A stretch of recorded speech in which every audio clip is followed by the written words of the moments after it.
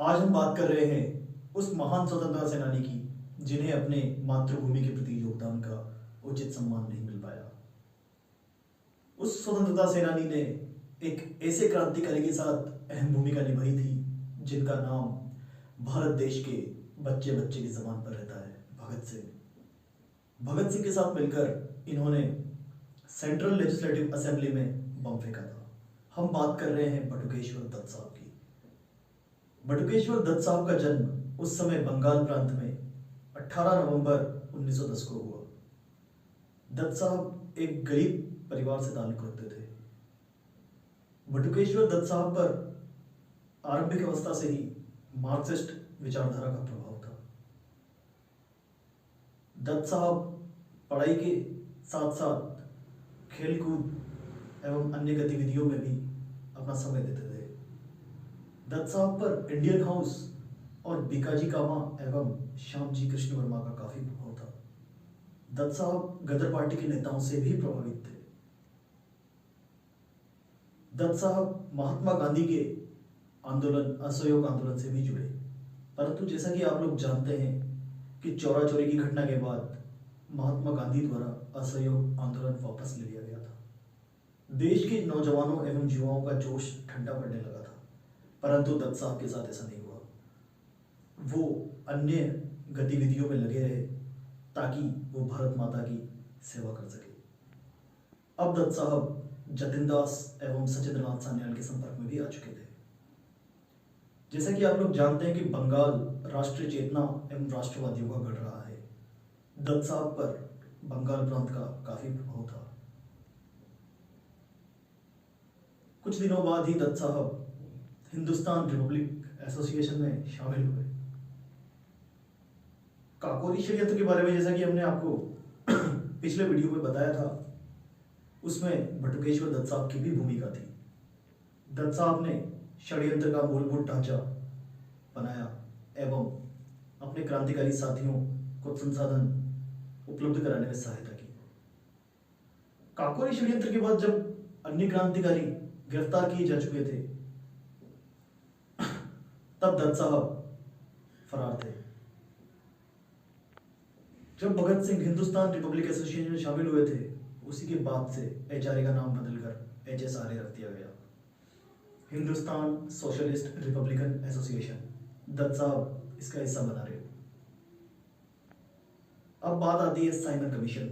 जब भारत आया तब लाला लाजपत राय, जो करम दल के एक बहुत बड़े नेता हुआ करते थे, वो एचएसआरए के क्रांतिकारियों से मिले तथा उन्होंने क्रांतिकारियों से निवेदन किया कि वो इस आंदोलन में शामिल रहे तथा आंदोलन को शांति प्रिय बनाए रखने में मदद करें। लाला जी का कहना था कि यह आंदोलन अहिंसक रहना चाहिए। अब एचएसआरए के क्रांतिकारियों के लिए अहिंसक आंदोलन बहुत बड़ी बात थी, परंतु वो लाला जी का सम्मान करते थे, अतः उन्होंने लाला लाजपत राय की बात मान ली। साइमन गो बैक के नारे लगाए गए। साइमन वापस जाओ। साइमन जॉन को काले झंडे भी दिखाए गए। अब जैसा कि आप अंग्रेजों के अत्याचारों एवं उनके क्रूर व्यवहार से वाकिफ हैं, लाठीचार्ज कर दिया गया। लाला जी के सिर पर अनगिनत लाठियां बरसाई गई, जिसके सूत्रपात स्कॉट और सैंडर्स थे। लाला जी के सिर पर पड़ी हुई हर लाठी से उनको काफी गहरी चोट पहुंची। यहाँ एचएसआरए के कई क्रांतिकारी मौजूद थे, जिनमें दत्त साहब भी थे। वहां से लाला जी को लाया गया। कुछ दिनों बाद ही लाला जी की मृत्यु हुई। पूरे देश में शोक था। अब एचएसआरए के क्रांतिकारी लाला जी की मौत का बदला लेना चाहते थे। लाला जी की मौत का बदला सैंडर्स की हत्या करके ले लिया गया। अब क्रांतिकारी अपने स्थान से फरार होने लगे। संगठन में हलचल थी। पूरे देश में एचएसआरए के क्रांतिकारियों का नाम था। बच्चे बच्चे की जबान पर भगत सिंह, चंद्रशेखर आजाद, सुखदेव राजगुरु छाए हुए थे, परंतु दत्त साहब अभी इस चकाचौंध में शामिल नहीं हुए थे। एचएसआरए के क्रांतिकारियों ने एक योजना बनाई, जिसके अंतर्गत भगत सिंह ने यह कहा था कि हम असेंबली हॉल में बम फेंकेंगे। ये बम किसी की जान या किसी को हानि नहीं पहुंचाएंगे, अपितु ये शोर करेंगे। जैसे ही बम हम गिराएंगे उसके बाद हम पर्चे फेंकेंगे एवं नारे लगाएंगे। उसके बाद हम फरार भी नहीं होंगे, अपितु अपनी गिरफ्तारी देंगे और अदालतों के माध्यम से जन जागरूकता फैलाएंगे, क्योंकि लोगों का हमारे प्रति जागरूक होना अति आवश्यक है। भगत सिंह की ऐसी सोच इसलिए थी क्योंकि भारत की जनता सशस्त्र क्रांतिकारियों के प्रति उतना विनय नहीं रखती थी जितना कि अहिंसक क्रांतिकारियों के प्रति था। भारतीय जनता को ऐसा लगता था एवं अंग्रेजों ने भी ऐसी भ्रांति फैलाई हुई थी कि ये क्रांतिकारी आतंकवादी हैं एवं लूटपाट करते हैं। तो भगत सिंह देश में जागरूकता फैलाना चाहते थे।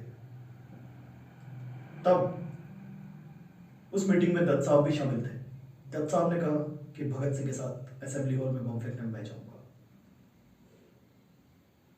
अब बम बना लिए गए। भगत सिंह एवं Batukeshwar Dutt central legislative assembly में पहुंच चुके थे। भगत सिंह ने बम फेंके, उसके बाद बटुकेश्वर दत्त ने इंकलाब जिंदाबाद के नारे लगाए एवं पर्चे फेंके। उस घटनाक्रम में भारत के एक बहुत मशहूर वकील, जो कि बाद में आज़ादी के बाद स्विट्जरलैंड के राजदूत भी रहे, आसफ अली भी, और उनकी धर्मपत्नी अरुणा आसिफ अली भी मौजूद थी। इन लोगों ने अपने पिस्तौल नीचे रखकर अंग्रेजों से अपने आप को गिरफ्तार करवाया। अंग्रेजों ने भगत सिंह और बटुकेश्वर दत्त को गिरफ्तार कर लिया। इन्हें जेल ले जाया गया। भगत सिंह और बटुकेश्वर दत्त का कहना था कि हम किसी वकील को हायर नहीं करेंगे, अभी तो अपनी वकालत खुद करेंगे। ऐसा इसलिए था क्योंकि बटुकेश्वर दत्त और भगत सिंह जानते थे कि अंग्रेज उन्हें सजा दिलाने में कोई कसर नहीं छोड़ेंगे तथा कोई वकील उनकी पैरवी नहीं कर पाएगा। एक बार जेल में आसफ अली साहब बटुकेश्वर दत्त से मिलने गए।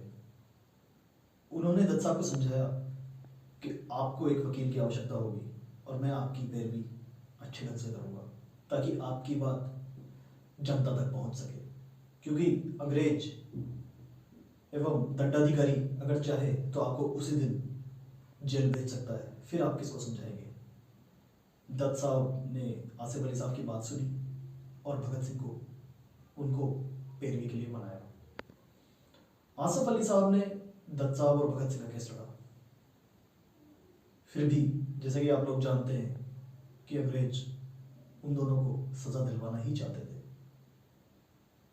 बटुकेश्वर दत्त साहब को लाइफ इम्प्रिजनमेंट की सजा हुई एवं थोड़े दिन बाद उन्हें अंडमान एवं निकोबार की सेल्युलर जेल में भेज दिया गया। जब भगत सिंह एवं जतिन दास जेल में भूख हड़ताल पर थे, तब बटुकेश्वर दत्त एवं कुछ अन्य क्रांतिकारी जिनमें महावीर सिंह भी थे, उन्होंने भी अंडमान की जेल में हंगर स्ट्राइक की। कुछ दिनों बाद दत्त साहब जब जेल से बाहर आए तो वो महात्मा गांधी के क्विट इंडिया मूवमेंट में भी शामिल हुए। फिर से उन्हें जेल जाना पड़ा। आजादी तक वो जेल में रहे। जब भारत अंग्रेजों से आजाद हो गया तब दत्त साहब जेल से बाहर आए। उनकी शादी अंजलि नाम की एक लड़की से 1947 नवंबर में हुई। आजादी के बाद दत्त साहब को वो सम्मान नहीं मिल पाया जिसके वो हकदार थे। उनका आने वाला जीवन गरीबी एवं बिना लाइमलाइट के ही गुजरा। अब दत्त साहब मार्क्सिस्ट संगठनों से जुड़ गए एवं ट्रांसपोर्ट का काम अपने जीवन यापन के लिए करने लगे। दत्त साहब काफी गरीबी से गुजर रहे थे। ऐसा भी कहा जाता है कि जब दत्त साहब अंडमान एवं निकोबार की सेल्युलर जेल में थे तब उन्हें टीबी की बीमारी हो गई थी। टीबी एवं कुछ अन्य बड़ी बड़ी बीमारियां जेलों में होना आम बात थी, क्योंकि हमारे क्रांतिकारियों के साथ अमानवीय अत्याचार किए जाते एवं उन्हें जानवरों से भी बदतर भोजन एवं रहन सहन दिया जाता था। 1965 की है, जब भारत के एक बहुत बड़े अभिनेता मनोज कुमार साहब भगत सिंह के जीवन पर शहीद फिल्म बना रहे थे। ऐसा भी कहा जाता है कि उस फिल्म की पटकथा का लेखन बटुकेश्वर दत्त साहब ने ही किया। कुछ दिनों बाद 20 जुलाई को बटुकेश्वर दत्त साहब का निधन हो गया। उस क्रांतिकारी को वो मूल्य नहीं मिल पाया जिसके वो हकदार थे।